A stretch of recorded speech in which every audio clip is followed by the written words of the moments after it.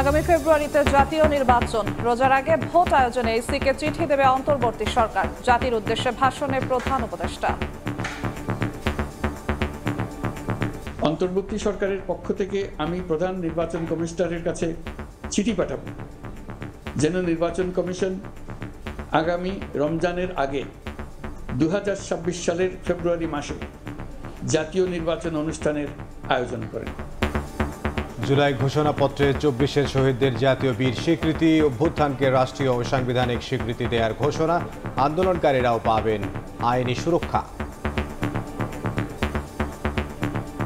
ছাত্র গণঅভ্যুত্থানের 2024-এর উপযুক্ত রাষ্ট্রীয় সাংবিধানিক স্বীকৃতি প্রদান করা হবে। জুলাই জনগণের সকল শহীদদের জাতীয় বীর হিসেবে ঘোষণা করে শহীদদের পরিবার, আহত যোদ্ধা এবং আন্দোলনকারী ছাত্র জনতাকে প্রয়োজনীয় সকল আইনি সুরক্ষা দেওয়ার অভিপ্রায় ব্যক্ত করেছে। দেখছিলেন প্রধান শিরোনাম। রাতের সময়ের সঙ্গে আছি আমি জিন্নাতারা যশোয়া এবং আমি ইমদাদুল হক। এবার অন্যান্য শীর্ষ সংবাদ। জুলাই ঘোষণাপত্রকে স্বাগত জানালেন রাজনীতিকরা, দ্রুত সাংবিধানিক স্বীকৃতি চায় এনসিপি, বিশ্লেষণের পর প্রতিক্রিয়া জানাবে বিএনপি জামাত। ইতিহাস বাকবদলের 36 জুলাই উদযাপন, ছাত্র জনতার ঢল, গণঅভ্যুত্থানের বর্ষপূর্তিতে মানিক মিয়া অ্যাভিনিউতে বর্ণাঢ্য আয়োজন। সাবেক মার্কিন রাষ্ট্রদূত পিটার হাসের সঙ্গে এনসিপি নেতাদের বৈঠকের খবর গুজব, জানালেন নাসির উদ্দিন পাটোয়ারি, ব্যক্তিগত সফরে কক্সবাজার ভ্রমণের দাবি।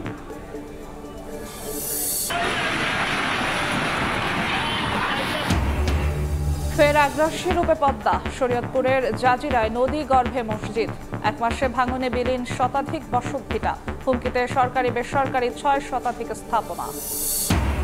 এবং ইমরান খানের মুক্তির দাবিতে পাকিস্তান জুড়ে পিটিআইয়ের প্রতিবাদ কর্মসূচি, প্রশাসনের নিষেধাজ্ঞা উপেক্ষা করে রাস্তায় হাজারো সমর্থক, ইসলামাবাদে উত্তেজনা।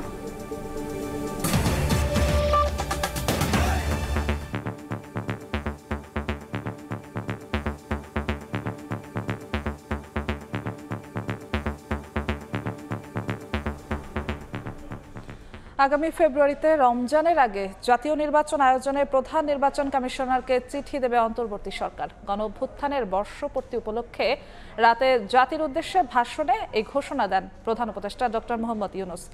প্রবাসীদের ভোটাধিকার নিশ্চিত করার আশ্বাস দিয়ে তিনি বলেন, এবারের নির্বাচনের মাধ্যমে নতুন বাংলাদেশ গড়ার ভিত্তি রচনা হবে। আমরা এবার একটা নির্বাচিত সরকারের কাছে দায়িত্ব হস্তান্তরের প্রক্রিয়া শুরু করব। অন্তর্বর্তী সরকারের পক্ষ থেকে আমি প্রধান নির্বাচন কমিশনারের কাছে চিঠি পাঠাবো যেন নির্বাচন কমিশন আগামী রমজানের আগে 2026 সালের ফেব্রুয়ারি মাসে জাতীয় নির্বাচন অনুষ্ঠানের আয়োজন করেন। আপনারা সকলেই দোয়া করবেন যেন সুন্দরভাবে নির্বাচন অনুষ্ঠান করে এদেশের সকল নাগরিক একটি নতুন বাংলাদেশ গড়ার কাজে সফলভাবে এগিয়ে যেতে পারে। আমরা সরকারের পক্ষ থেকে এই নির্বাচন যাতে সুষ্ঠু, শান্তিপূর্ণ এবং উৎসবমুখরভাবে সম্পন্ন করা যায় সেই জন্য সকল প্রকার সাহায্য সহযোগিতা প্রদান করব। এবারের নির্বাচন যেন আনন্দ উৎসবের দিক থেকে, শান্তি শৃঙ্খলার দিক থেকে, ভোটার উপস্থিতির দিক থেকে, সৌহার্দ্য ও আন্তরিকতার দিক থেকে দেশের ইতিহাসে স্মরণীয় হয়ে থাকে। সেই জন্য সকল আয়োজন সম্পন্ন করতে আগামীকাল থেকে আমরা সকলেই মানসিক প্রস্তুতি ও প্রাতিষ্ঠানিক আয়োজন শুরু করব। এবার আমরা প্রবাসী ভোটারদের ভোট দেওয়ার আয়োজন নিশ্চিত করতে চাই। অর্থনৈতিক দিক থেকে সম্পূর্ণ বিধ্বস্ত বাংলাদেশ যে আবার দ্রুত ঘুরে দাঁড়াতে পেরেছে তার বড় কারণ হলো আমাদের রেমিটেন্স যোদ্ধাদের ঐতিহাসিক অবদান। নির্বাচনে তাদের অংশগ্রহণ নিশ্চিত করার জন্য নির্বাচন কমিশন প্রস্তুতি নিচ্ছে। এবার যেন কেন্দ্রে কেন্দ্রে নারী ভোটারদের ঢল নামে, আমরা সেই লক্ষ্যে সমস্ত ব্যবস্থা গ্রহণ করব। নতুন বাংলাদেশ গড়ার কাজের ভিত্তি রচনা হবে এবারের নির্বাচনে। গুলশানে বিএনপির চেয়ারপারসনের কার্যালয়ে দলটির ব্রিফিং চলছে, সরাসরি যাচ্ছি সেখানে। সমাজ এবং সরকার ব্যবস্থা প্রতিষ্ঠা করব ইনশাআল্লাহ। আজকে মাননীয় প্রধান উপদেষ্টা দুইটি গুরুত্বপূর্ণ ঘোষণা দিয়েছেন, একটি জুলাই ঘোষণাপত্র আর একটি জাতির উদ্দেশ্যে ভাষণের মধ্য দিয়ে তিনি নির্বাচনের ঘোষণা দিয়েছেন। আমরা দুটোকেই স্বাগত জানাই। জুলাই ঘোষণাপত্রের যে সমস্ত ঘোষণা তাকে রাষ্ট্রীয়ভাবে এবং সাংবিধানিকভাবে স্বীকৃতি দেওয়ার জন্য আমরা প্রতিশ্রুতিবদ্ধ এবং যথাযোগ্য জায়গায় সংবিধানে সেটা স্থাপন করা হবে, সেই প্রতিশ্রুতি আমরা আগেও দিয়েছিলাম। এবং জুলাইয়ের যোদ্ধাদের, জুলাইয়ের শহীদদের, ছাত্র গণ অভ্যুত্থানের যারা শহীদ হয়েছেন তাদেরকে জাতীয় বীরের মর্যাদা দেওয়াটা সমুচিত হয়েছে, সেটা আমাদের প্রাণের দাবি। এবং যারা আহত হয়েছেন, যারা বিভিন্নভাবে ক্ষতিগ্রস্ত হয়েছেন, তাদেরকে বিভিন্নভাবে আইনি সুরক্ষা, সহযোগিতা এবং রাষ্ট্রীয়ভাবে সহযোগিতার প্রতিশ্রুতি তিনি যেমন দিয়েছেন, সারা জাতি দিয়েছে, আমরাও দিচ্ছি। আগামী দিনে আমাদের নির্বাচনে মানুষের ভোটাধিকার প্রয়োগের জন্য যে পরিবেশ সৃষ্টির জন্য মাননীয় প্রধান উপদেষ্টা যে সমস্ত পরামর্শ দিয়েছেন সেটা অবশ্যই প্রণিধানযোগ্য। তিনি ঘোষণা দিয়েছেন নির্বাচন কমিশনের কাছে তিনি চিঠি পাঠাবেন আগামী 2026-এর ফেব্রুয়ারির প্রথমার্ধে, রমজান শুরু হওয়ার আগে নির্বাচন অনুষ্ঠানের জন্য নির্বাচন কমিশন যথাযথ ব্যবস্থা নেবেন। অবশ্যই নির্বাচন কমিশন তফসিল ঘোষণা করবেন যথাসময়ে, কিন্তু মাননীয় প্রধান উপদেষ্টা আজকে যেই নির্দেশনা দিয়েছেন তার ভাষণের মধ্য দিয়ে এবং চিঠি প্রদান করবেন নির্বাচন কমিশনকে যা বলেছেন, সেই ঘোষণার জন্য আমরা সবাই অপেক্ষা করছিলাম এবং সারা জাতি অপেক্ষা করছিল। এর মধ্য দিয়ে বাংলাদেশে যে নির্বাচন অনুষ্ঠান নিয়ে যে একটি দোদুল্যমানতা ছিল বলে অনেকে মনে করছিলেন, তাদের মধ্যে সেই দোদুল্যমানতাটা রইল না এবং সারা জাতি একটি নির্বাচনমুখী পরিবেশের মধ্য দিয়ে যাবে এবং সেই নির্বাচনের আবহ সৃষ্টি হবে। আগামী দিনের নির্বাচন ইনশাআল্লাহ সুষ্ঠু, নিরপেক্ষ, অবাধ এবং বিশ্বের মধ্যে সবচেয়ে প্রশংসিত একটি নির্বাচন অনুষ্ঠান হবে বলে আমরা আশা করি এবং সেই লক্ষ্যে সমগ্র জাতিকে এবং সমস্ত জনগণকে প্রস্তুতি নেওয়ার জন্য আমরা আমাদের পক্ষ থেকে আহ্বান জানাচ্ছি। ধন্যবাদ। আরেকটা বিষয়, আপনারা বারবার বলছেন যে নির্বাচনের ঘোষণা দেওয়ার পর রাষ্ট্রের যে ভারসাম্য নিয়ে নানান সময় প্রশ্ন উঠছে, আজকের পর থেকে কি আসলে সেই সংকটটা কেটে গেল কিনা? আমরা মনে করি এই ঘোষণার মধ্য দিয়ে রাষ্ট্রে রাজনৈতিক স্থিতিশীলতা আরও বেশি প্রতিষ্ঠিত হবে এবং কোনো রকমের কোনো অনিশ্চিত পরিবেশ বা ব্যবসা বাণিজ্য বিনিয়োগে আর থাকবে না, সব কিছুই সচল হবে এবং গতিশীলতা পাবে। আমরা এটাই আশা করি। ধন্যবাদ। সরাসরি ছিলাম গুলশানে বিএনপির ব্রিফিংয়ে। জাতির উদ্দেশ্যে দেয়া প্রধান উপদেষ্টার ভাষণ নিয়ে বিস্তারিত আলোচনার জন্য স্টুডিওতে আছেন সহকর্মী ফারুক ভূঁইয়া। রবিন, আপনাকে স্বাগত। যশোয়া, আজ প্রধান উপদেষ্টা ঘোষণাপত্র পাঠ করেছেন জাতীয় সংসদ ভবনের সামনে এবং কিছুক্ষণ আগে আমরা দেখেছি প্রধান উপদেষ্টা জাতির উদ্দেশ্যে ভাষণ দিয়েছেন। ভাষণে অনেক কিছুই তিনি তুলে ধরেছেন, তবে সবচেয়ে গুরুত্ব সহকারে এসেছে নির্বাচন প্রসঙ্গটি, যেখানে স্পষ্টই এসেছে ফেব্রুয়ারিতে নির্বাচনের কথা। এছাড়া আর কি কি বিষয় নির্বাচন বিষয়ে প্রধান উপদেষ্টা তুলে ধরেছেন জানাবেন আমাদের। যশোয়া, যদি বলতে চাই, প্রধান উপদেষ্টা ডক্টর মোহাম্মদ ইউনূস জুলাই গণ অভ্যুত্থানের যে প্রথম বর্ষপূর্তিতে তিনি জাতির উদ্দেশ্যে যে ভাষণ দিয়েছেন, সেখানে কিন্তু গত এক বছরে সরকারের নানাবিধ যে কার্যক্রম সেগুলো কিন্তু তার বক্তব্যে উঠে এসেছে। তিনি কোন প্রেক্ষাপটে তিনি ক্ষমতায় এসেছেন বা দায়িত্ব নিয়েছেন সরকার পরিচালনায় এবং যে গণ অভ্যুত্থানের প্রেক্ষাপট ইত্যাদি নানা প্রেক্ষাপট যেমন উঠে এসেছে, ঠিক একইভাবে সরকারে থাকা অবস্থায় তারা যে বিভিন্ন কার্যক্রম পরিচালনা করেছেন, বিচারের অগ্রগতি কিংবা সংস্কারের অগ্রগতি সহ নানা বিষয় আসলে কিন্তু তার বক্তব্যে উঠে এসেছে।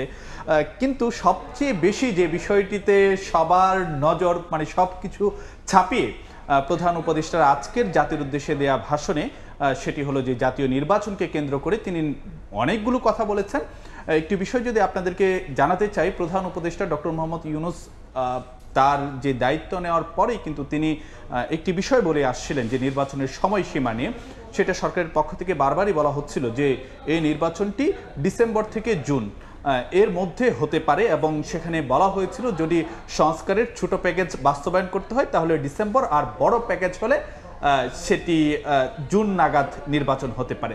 তারপরে কিন্তু এবার যখন ঈদের আগের দিন জাতির উদ্দেশ্যে যখন তিনি ভাষণ দিয়েছিলেন, সেখানে এপ্রিলের কথা বলা হয়েছিল এবং তারপরে তিনি যখন লন্ডনে গিয়ে বিএনপির ভারপ্রাপ্ত চেয়ারম্যান তারেক রহমানের সঙ্গে বৈঠক করেন এবং তারপরে যে যৌথ ঘোষণাপত্রটি দেওয়া হয়েছিল, সেখানে কিন্তু বলা হয়েছিল যে আসছে রমজানের আগে অর্থাৎ ফেব্রুয়ারি মাসে নির্বাচনের বিষয়টি নিয়ে কিন্তু সেখানে যৌথ ঘোষণাপত্রে কিন্তু উল্লেখ করা হয়েছিল। তো আজকে প্রধান উপদেষ্টার সেই ভাষণে কিন্তু যে ফেব্রুয়ারির মধ্যে নির্বাচনের যেই বার্তাটি তিনি দিয়েছিলেন লন্ডনে এবং পরবর্তীতে যেটি কথাবার্তা হয়েছে সেটি কিন্তু যে আজকে জাতির উদ্দেশ্যে দেয়া ভাষণে ডক্টর মোহাম্মদ ইউনূস সেটি মানে আরও একবার উল্লেখ করা হলো এবং সেখানে কিন্তু সুনির্দিষ্টভাবে তিনি যে কথাটি বলেছেন যে তারা অন্তর্বর্তী সরকারের পক্ষ থেকে প্রধান নির্বাচন কমিশনারের বরাবর তিনি যে চিঠি পাঠাবেন যেন নির্বাচন কমিশন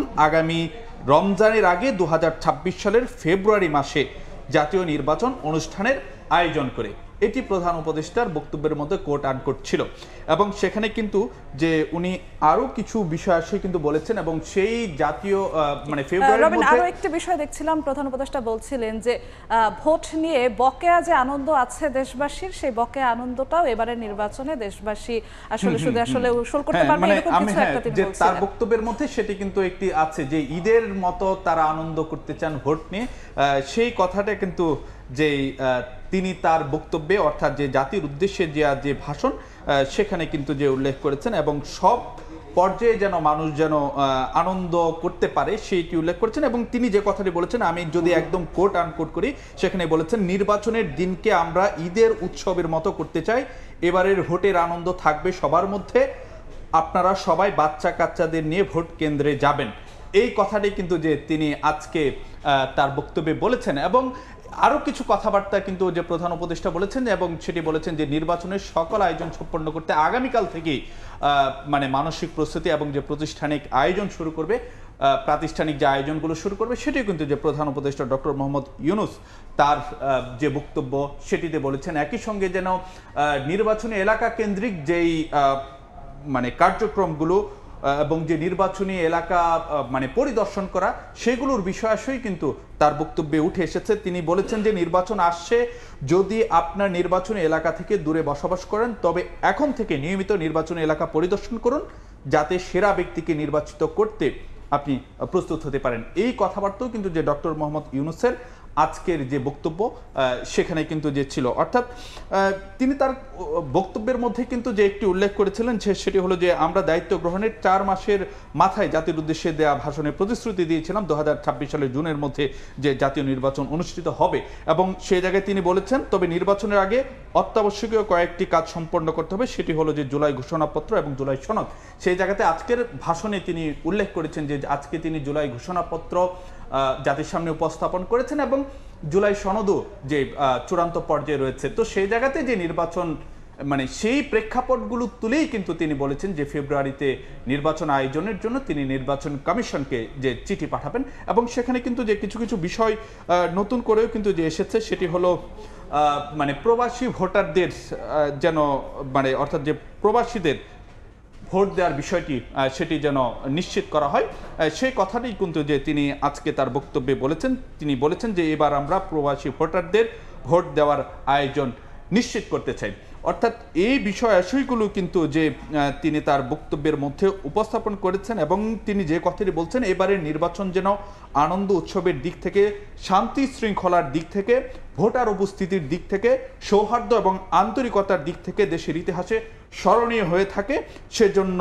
সকল আয়োজন সম্পন্ন করতে আগামীকাল থেকে আমরা সকলেই মানসিক প্রস্তুতি ও প্রাতিষ্ঠানিক আয়োজন শুরু করব। শুধু প্রবাসী ভোটারদেরই নয়, বোধহয় নারী ভোটারদের এবং তরুণদেরকে প্রাধান্য দেওয়ার কথাও তিনি বলেছেন। সেই জায়গাটাতেই কিন্তু তিনি মানে সেটাই কিন্তু যে তার বক্তব্যের মধ্যে উঠেছে যেন ভোটার উপস্থিতি সেটি যেন মানে অন্যান্য বছরের সময়ের তুলনায় যেন দেশের ইতিহাসে স্মরণীয় হয়ে থাকে, সেই কথাটি কিন্তু যে তিনি বলেছেন যে সব বয়সী মানুষ যেন এই নির্বাচনে যেন অংশগ্রহণ করতে পারে, সেই কথাটি কিন্তু যে প্রধান উপদেষ্টা ডক্টর মোহাম্মদ ইউনূসের বক্তব্যে কিন্তু এসেছে এবং তিনি কিন্তু একটি কথা আজকে বলেছেন, নাগরিক অধিকার প্রয়োগের মহা আনন্দ পরবর্তী বংশধরদের কাছে তুলে ধরার জন্য এবং একই সঙ্গে এই ভোটের আয়োজনের বিষয়ে অর্থাৎ জাতীয় সংসদ নির্বাচন ঘিরে যেন নাগরিক পর্যায়ে যেন মিথস্ক্রিয়া হয়, আলাপ আলোচনা হয়, সে ধরনের একটি মানে আহ্বানও কিন্তু যে প্রধান উপদেষ্টা ডক্টর মোহাম্মদ ইউনূস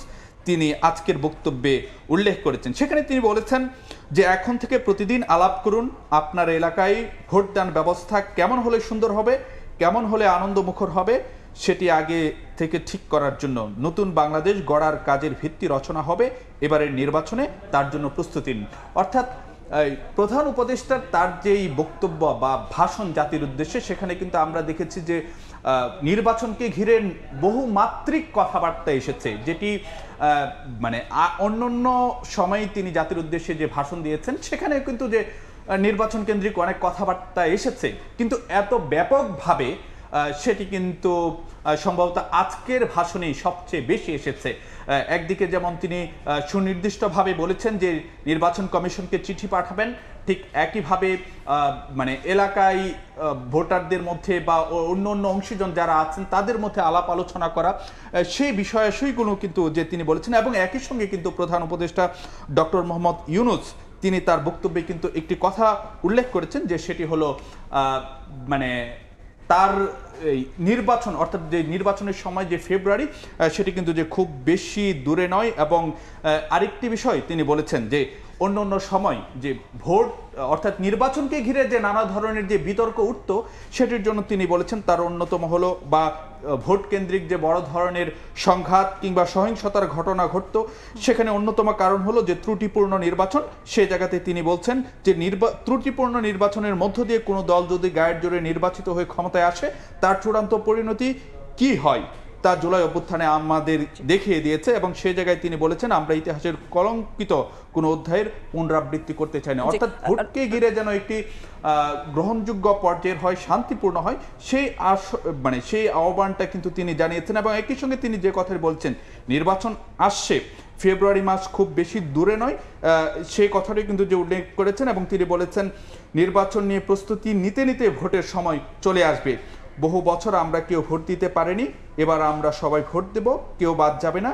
সবাই যেন বলতে পারি নতুন বাংলাদেশ গড়ার পথে দেশকে রওনা করার জন্য আমি আমার ভোটটা দিয়েছিলাম, আমার ভোটে দেশ সে পথে রওনা হতে পেরেছিল। অর্থাৎ গণ অভ্যুত্থানের বর্ষপূর্তির দিনে কিন্তু তিনি নাগরিকদের উদ্দেশ্যে নানা ধরনের কথাবার্তাই কিন্তু বলেছেন তার আজকে জাতির উদ্দেশ্যে জাতির উদ্দেশ্যে ভাষণে বলেছেন। এর আগে বিকেলে আমরা দেখেছি ঘোষণাপত্র পাঠ করা, যেটা নিয়ে জাতির একটি বহুল আশা আকাঙ্ক্ষা ছিল বলা যায়। ঘোষণাপত্রে নির্বাচন বা কোন কোন বিষয়ে প্রাধান্য দেওয়া হয়েছিল সে বিষয়ে তথ্য যদি দিতেন। না, ঘোষণাপত্রে একটি বিষয় ছিল, সেটি হলো যে যুক্তিযুক্ত সময়ে নির্বাচনের কথা। সেটি কিন্তু যে মানে তার যে জাতির ঘোষণাপত্র পাঠ সেখানে কিন্তু উল্লেখ করেছেন। আর আরও কিছু বিষয় আসলে যে ঘোষণাপত্রে উঠে এসেছিল, সেটি তিনি যে জুলাই গণ অভ্যুত্থানের যে পটভূমি, সেইগুলো ঐতিহাসিক নানা প্রেক্ষাপট টেনে সেখানে তিনি তুলে ধরেছেন। এবং একইভাবে বলেছেন যে জুলাই গণ অভ্যুত্থানের যেন রাষ্ট্রীয় সাংবিধানিক স্বীকৃতি হয়, সেটি আসলে যে নিশ্চিত করা হবে। এবং একই সঙ্গে যে জুলাই ঘোষণাপত্র সেটিও সংবিধানের তফসিলে ঘোষণা মানে সন্নিবেশিত করা হবে, সেই কথাবার্তাও কিন্তু অর্থাৎ সেই বিষয়টি কিন্তু যে আজকে জুলাই ঘোষণাপত্রে উঠে এসেছে। এবং জুলাই অভ্যুত্থানে যারা শহীদ হয়েছেন তাদেরকে জাতীয় বীর হিসাবে ঘোষণা দেওয়া এবং যারা আন্দোলনকারী ছাত্র জনতা তাদেরকে আইনি সুরক্ষা দেওয়া, সে বিষয়গুলো কিন্তু যে জুলাই ঘোষণাপত্রে উঠে এসেছে। যশোয়া। জি রবিন, আপনাকে অসংখ্য ধন্যবাদ আমাদের সঙ্গে যুক্ত হওয়ার জন্য। আপনাকে ধন্যবাদ যশোয়া। জুলাই অভ্যুত্থানের বর্ষপূর্তি উপলক্ষে প্রধান উপদেষ্টার ভাষণ এবং জাতির উদ্দেশ্যে দেয়া ভাষণ এবং ঘোষণাপত্র পাঠ নিয়ে আলোচনার জন্য আমাদের সঙ্গে উপস্থিত হয়েছিলেন স্টুডিওতে সহকর্মী ফারুক ভুঁইয়া রবিন। এদিকে জুলাই গণ অভ্যুত্থানকে রাষ্ট্রীয় সাংবিধানিক স্বীকৃতির ঘোষণা দেওয়া হলো জুলাই ঘোষণাপত্রে। বিকেলে সংসদ ভবনের দক্ষিণ প্লাজায় জুলাই ঘোষণাপত্র পাঠ করেন অন্তর্বর্তী সরকারের প্রধান উপদেষ্টা ডক্টর মোহাম্মদ ইউনূস। ঘোষণাপত্রে বলা হয় পরবর্তী নির্বাচিত সরকারের সংস্কারকৃত সংবিধানের তফসিলে এ ঘোষণাপত্র যুক্ত হবে। ঘোষণাপত্রে ২৪-এর অভ্যুত্থানে শহীদদের জাতীয় বীর হিসেবে উল্লেখ করা হয়। একই সঙ্গে শহীদদের পরিবার, আহত যোদ্ধা এবং আন্দোলনকারী ছাত্র জনতাকে প্রয়োজনীয় আইনি সুরক্ষা দেওয়ার ঘোষণা দেওয়া হয়। জুলাই গণ অভ্যুত্থানের বর্ষপূর্তির দিন বিকেল ৫টা বিভিন্ন রাজনৈতিক দলের শীর্ষ নেতাদের সঙ্গে নিয়ে জাতীয় সংসদ ভবনের দক্ষিণ প্লাজায় আসেন অন্তর্বর্তী সরকারের প্রধান উপদেষ্টা ডক্টর মোহাম্মদ ইউনূস। সংক্ষিপ্ত আয়োজনে বিকেল ৫টা ২০ জুলাই ঘোষণাপত্র উপস্থাপন শুরু করেন প্রধান উপদেষ্টা। ঐতিহাসিক নানা প্রেক্ষাপট টেনে তুলে ধরেন জুলাই অভ্যুত্থানের পটভূমি।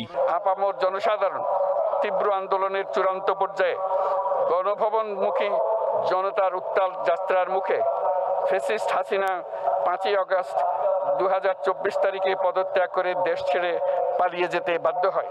ঘোষণাপত্রে অঙ্গীকার করা হয় জুলাই গণ অভ্যুত্থানের রাষ্ট্রীয় ও সাংবিধানিক স্বীকৃতির। অভ্যুত্থানের শহীদদের জাতীয় বীর ঘোষণার পাশাপাশি আন্দোলনকারী ছাত্র জনতা পাবেন আইনি সুরক্ষা। বাংলাদেশের জনগণ বিগত 16 বছরের দীর্ঘ ফ্যাসিবাদ বিরোধী আন্দোলন সংগ্রামকালে এবং 2024 সালের জুলাই গণঅভ্যুত্থানকালীন সময়ে ফ্যাসিস্ট আওয়ামী লীগ সরকার কর্তৃক সংগঠিত গুম খুন, হত্যা, গণহত্যা, মানবাধিকার বিরোধী অপরাধ ও সকল ধরনের নির্যাতন, নিপীড়ন ও রাষ্ট্রীয় সম্পত্তি লুণ্ঠনের অপরাধ সমূহের দ্রুত উপযুক্ত বিচারের দৃঢ় অভিপ্রায় ব্যক্ত করছে। বাংলাদেশের জনগণ জুলাই জনগণের সকল শহীদদের জাতীয় বীর হিসেবে ঘোষণা করে শহীদদের পরিবার, আহত যোদ্ধা এবং আন্দোলনকারী ছাত্র জনতাকে প্রয়োজনীয় সকল আইনি সুরক্ষা দেওয়ার অভিপ্রায় ব্যক্ত করেছে। বলা হয় আগামীতে সংবিধানের তফসিলে যুক্ত হবে জুলাই ঘোষণাপত্র। বাংলাদেশের জনগণ যুক্তিসঙ্গত সময়ে আয়োজিতব্য অবাধ ও সুষ্ঠু ও নিরপেক্ষ একটি নির্বাচনের মাধ্যমে গঠিত জাতীয় সংসদে প্রতিশ্রুত প্রয়োজনীয় সাংবিধানিক সংস্কারের মাধ্যমে দেশের মানুষের প্রত্যাশা, বিশেষত তরুণ প্রজন্মের আকাঙ্ক্ষা অনুযায়ী আইনের শাসন ও মানবাধিকার, দুর্নীতি, শোষণমুক্ত, বৈষম্যহীন ও মূল্যবোধ সম্পন্ন সমাজ এবং গণতান্ত্রিক রাষ্ট্র ব্যবস্থা প্রতিষ্ঠার অভিপ্রায় ব্যক্ত করেছে। বাংলাদেশের জনগণ এই অভিপ্রায় ব্যক্ত করছে যে ছাত্র গণঅভ্যুত্থানের 2024-এর উপযুক্ত রাষ্ট্রীয় সাংবিধানিক স্বীকৃতি প্রদান করা হবে এবং পরবর্তী নির্বাচনে নির্বাচিত সরকারের সংস্কারকৃত সংবিধানের তফসিলে এই ঘোষণাপত্র সন্নিবেশিত করা হবে। ডক্টর ইউনূস বলেন, গণ অভ্যুত্থানে বিজয়ী জনগণের আকাঙ্ক্ষার প্রতিফলন হিসেবে প্রণয়ন করা হয়েছে জুলাই ঘোষণাপত্র। এই ঘোষণা প্রণয়ন করা হলো। ফারুক ভিয়া, রবিন, সময় সংবাদ, ঢাকা। এদিকে জুলাই ঘোষণাপত্রকে স্বাগত জানিয়েছেন রাজনীতিকরা। দ্রুত এর সাংবিধানিক স্বীকৃতির দাবি জানিয়েছেন এনসিপির আহ্বায়ক নাহিদ ইসলাম। দলীয় ফোরামে বিশ্লেষণের পর প্রতিক্রিয়া দেওয়ার কথা জানিয়েছে বিএনপি ও জামায়াত নেতারা। তবে এতে অভ্যুত্থানের আকাঙ্ক্ষা বাস্তবায়ন হয়নি বলে মন্তব্য করেছেন জামায়াতের নায়েবে আমির আব্দুল্লাহ মোহাম্মদ তাহের। ঘোষণাপত্রে সরকার সবাইকে এক করতে পেরেছে বলে মনে করেন সরকারের দুই উপদেষ্টা। সামাজিক সুবিচারের ভিত্তিতে নানা চড়াই উতরাই আর সংশয় কাটিয়ে অবশেষে সেই মাহেন্দ্রক্ষণের সাক্ষী হলো বাংলাদেশ। সব রাজনৈতিক দলের নেতাদের সঙ্গে নিয়ে সংসদ ভবনের দক্ষিণ প্লাজায় প্রধান উপদেষ্টা ডক্টর মোহাম্মদ ইউনূস ঘোষণা করলেন বহুল আকাঙ্ক্ষিত জুলাই ঘোষণাপত্র। মঞ্চে যখন প্রধান উপদেষ্টা ঘোষণাপত্র পাঠ করছিলেন তখন দর্শক সারিতে বসেছিলেন বিভিন্ন রাজনৈতিক দলের শীর্ষ নেতারা। পরে ঘোষণাপত্র নিয়ে নিজেদের প্রতিক্রিয়া ব্যক্ত করেন তারা। সংবিধান প্রণয়ন পদ্ধতি ঘোষণাপত্রে অভ্যুত্থানের আকাঙ্ক্ষা বাস্তবায়ন হয়নি বলে দাবি করেছেন জামায়াতের নায়েবে আমির ডাক্তার আব্দুল্লাহ মোহাম্মদ তাহের। এছাড়া ঘোষণাপত্র কিভাবে বাস্তবায়ন হবে তা উল্লেখ না থাকায় হতাশা প্রকাশ করেন তিনি। এভাবে এত গুরুত্বপূর্ণ একটি ইস্যুকে খুব হালকাভাবে পাশ কেটে যাওয়ার যে ঘোষণাপত্র দেখলাম, আমরা এতে হতাশ।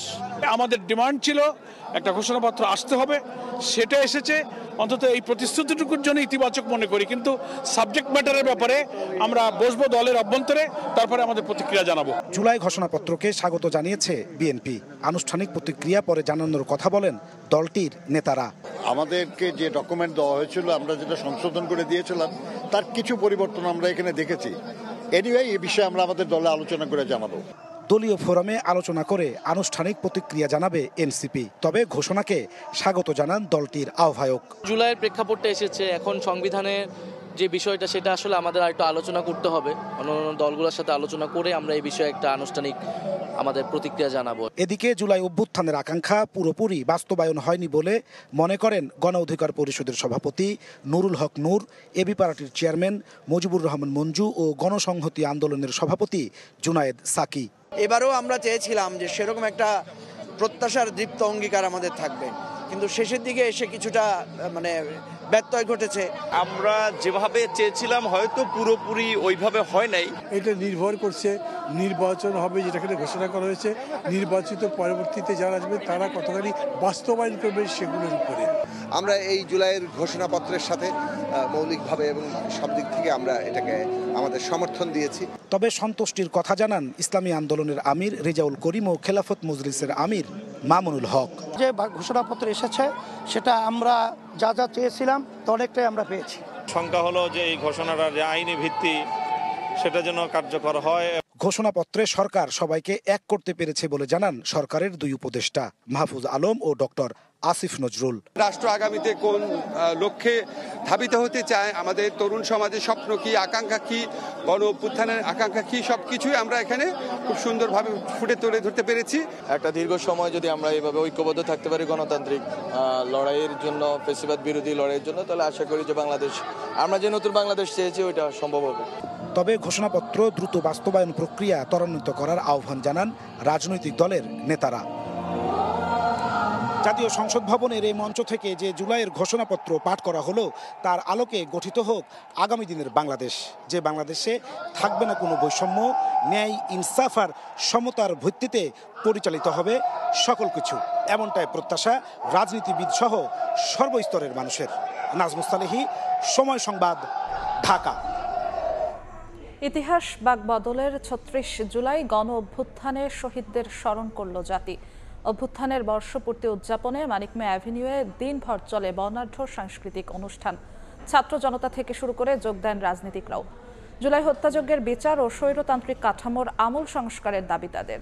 দিনভর শ্রাবণের বৃষ্টি উপেক্ষা করে রাজপথে ছাত্র জনতা। উদ্দেশ্য জুলাই গণঅভ্যুত্থানের বর্ষপূর্তি উদযাপন। ২০২৪ সালের দীর্ঘতম মাস জুলাইয়ের ৩৬ লাখ জনতার অভূতপূর্ব সমাবেশ ঘটেছিল এই মানিক মিয়া এভিনিউয়ে। স্বৈরাচার বিদায়ের বর্ষপূর্তিতে ঠিক যেন তারই পুনরাবৃত্তি হলো।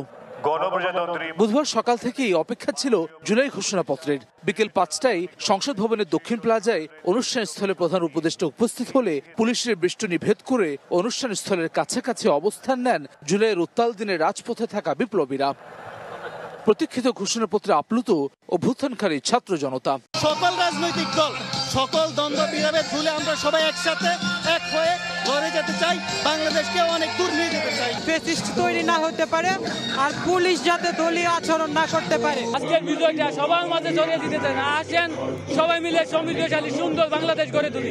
গত ১৭ বছরে যে গুণ কম হয়েছে তার বিচার অবশ্যই হওয়া উচিত। দিনটি উদযাপনে বর্ণাঢ্য সাংস্কৃতিক অনুষ্ঠানের আয়োজন করে সরকার। দিনব্যাপী আয়োজনে জুলাইয়ের আন্দোলনে অনুপ্রেরণা যোগানো নানা গান গেয়ে শ্রোতাদের মুগ্ধ করে শিল্পীরা। গণঅভ্যুত্থানের বর্ষপূর্তিতে আসা ছাত্র জনতার প্রত্যাশা দ্রুত আওয়ামী লীগের বিচার এবং স্বৈরতন্ত্রের অবসান ঘটাতে আমূল সংস্কার বাস্তবায়ন করবে অন্তর্বর্তী সরকার। পরবর্তী যে সরকারে আমাদের এখানে আসুক না কেন ক্ষমতায়, সেই জন্য এই আনন্দের ধারা ঠিক সঠিক মাত্রায় নিয়ে এগিয়ে যেতে পারে। গত বছর যে গণঅভ্যুত্থানে আমাদের ভাইরা যে রক্ত দিয়েছে, এই রক্তটা যেন বেথা না যায়। এই ধরনের সরকারকে যদি বিচারের আওতায় নিয়ে আসা না যায় তাহলে হয়তো এর চেয়ে আরো কোনো ভয়ঙ্কর হয়তো বা সামনে পরিস্থিতি আমার শিকার হইতে পারে।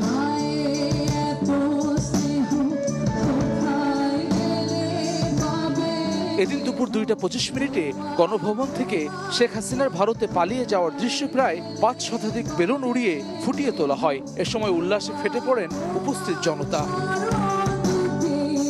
বাঙালি যে কখনো অন্যায়, অবিচার আর স্বৈরতন্ত্রের কাছে মাথা নয় না তারই উজ্জ্বল দৃষ্টান্ত জুলাই গণ অভ্যুত্থান। রক্তক্ষয়ী অভ্যুত্থানের বর্ষপূর্তিতে এই ছাত্র জনতার শপথ বৈষম্যহীন এবং সত্যিকারের মানবিক বাংলাদেশ বিনির্মাণ। হাসান ওয়ালি, সময় সংবাদ, ঢাকা। কক্সবাজারের সাবেক মার্কিন রাষ্ট্রদূত পিটার হাসের সঙ্গে এনসিপি নেতাদের বৈঠকের খবর গুজব বলে জানিয়েছেন দলটির মুখ্য সমন্বয়ক নাসির উদ্দিন পাটোয়ারি। তারা ব্যক্তিগত সফরে কক্সবাজারে গেছেন বলে জানিয়েছেন যুগ্ম সদস্য সচিব মুশফিক ও সালেহীন।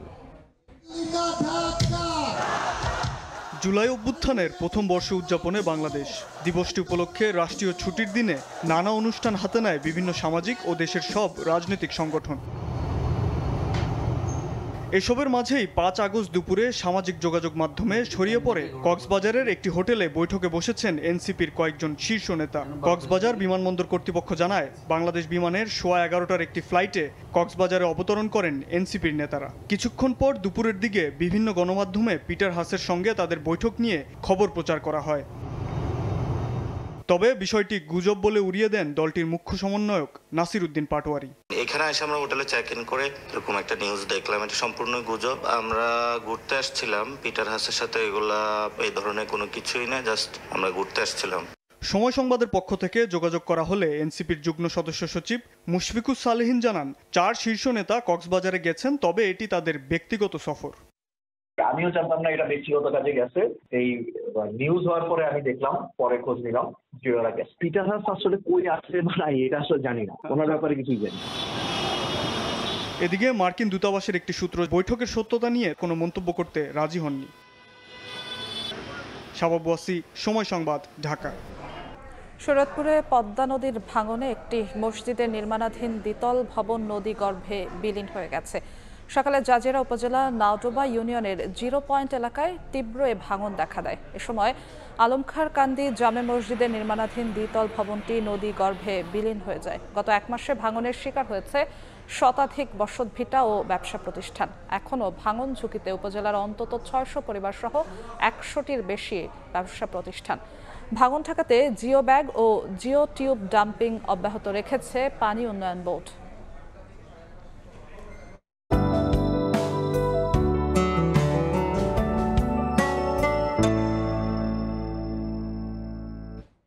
দেখে নেব আজকের বাতাসের মানসূচক। বায়ুমান বিষয়ক সংস্থা IQAR এর সূচক অনুযায়ী বাংলাদেশে এখনকার বাতাসের মান। ঢাকা বিভাগের বায়ুর মান 111, যা সহনীয়, বাতাসের আর্দ্রতা 83%। চট্টগ্রাম বিভাগে বায়ুর মান 68, এটিও সন্তোষজনক, বাতাসের আর্দ্রতা 87%।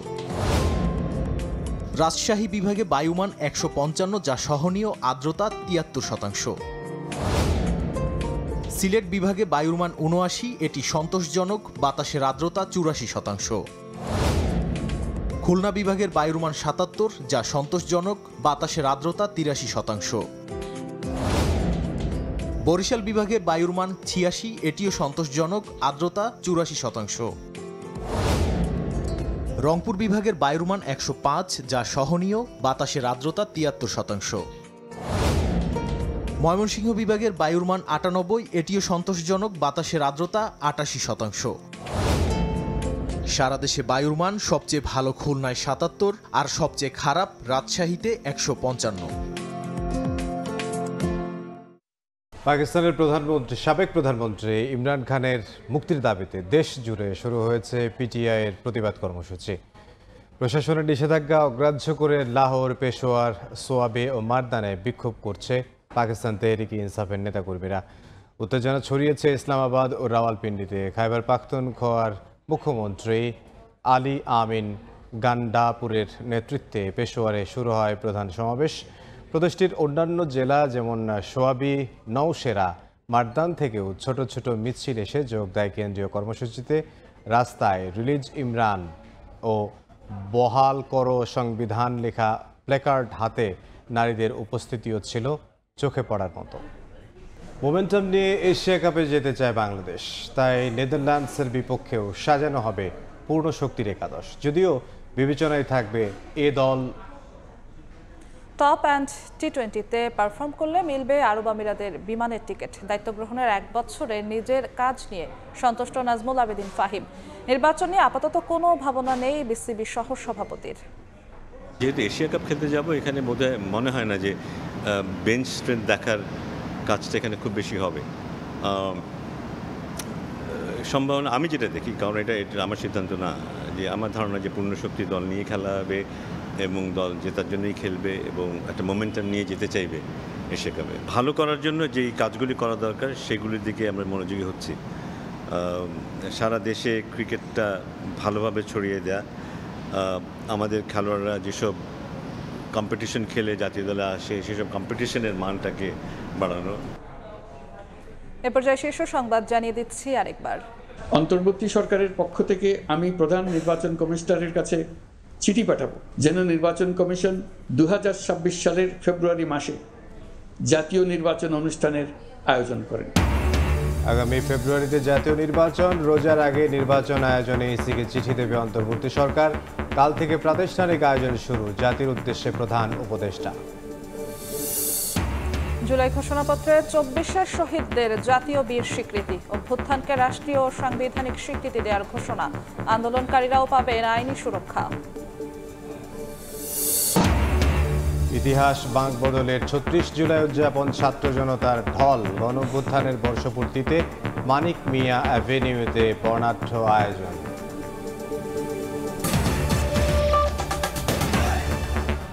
এই ছিল রাতের সময়, সঙ্গে থাকুন সময়।